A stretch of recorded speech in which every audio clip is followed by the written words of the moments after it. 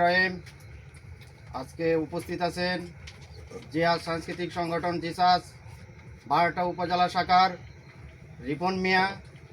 উপস্থিত আছেন জিয়া সাংস্কৃতিক সংগঠন জিসাস সংগ্রামী নেতা মোহাম্মদ সুকন মিয়া। উপস্থিত আছেন জিয়া সাংস্কৃতিক সংগঠন জিসাস 12টা উপজেলা শাখার সম্মানিত সদস্য ছোট ভাই হুমায়ুন। উপস্থিত আছেন জিয়া সাংস্কৃতিক সংগঠন জিসাস 12টা উপজেলা শাখার যুগ্ম আহ্বায়ক জসিমউদ্দিন কাকা। উপস্থিত আছেন অত্র এলাকার মুরব্বিয়ান বিএনপি অঙ্গ সংগঠন নেতৃবৃন্দ। সবাইকে আমার পক্ষ থেকে আন্তরিক শুভেচ্ছা ও আসসালামু আলাইকুম। আমি এই 12টার কৃতি সন্তান, আপনাদের এই এলাকার সন্তান, আপনাদের ছোট ভাই বন্ধু। এই 12টা উপজেলার সাবেক চেয়ারম্যান ছিলেন মুস্তাফিজুর রহমান খান রিজভী, ওনার সুযোগ্য ভাতিজা আমি। উনি আমাদের মাঝে নেই। উনি আল্লাহ তাআলা ওনাকে জান্নাতুল ফেরদাউস সর্বোচ্চ উচ্চ মাকাম দান করুন, আমিন।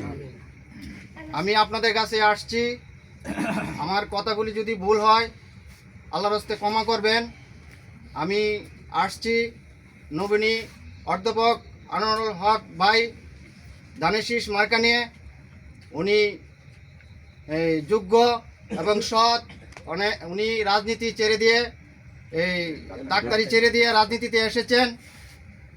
ওনাকে আমরা সকলেই দলের নেতাকর্মী যারা আছি সবাই ঐক্যবদ্ধভাবে আমরা কাজ করব এবং গ্রামে গ্রামে যাব, ভোটারদের কাছে যাব, প্রয়োজন পড়লে ভোটারদের পায়ে ধরবো, হাতে ধরবো।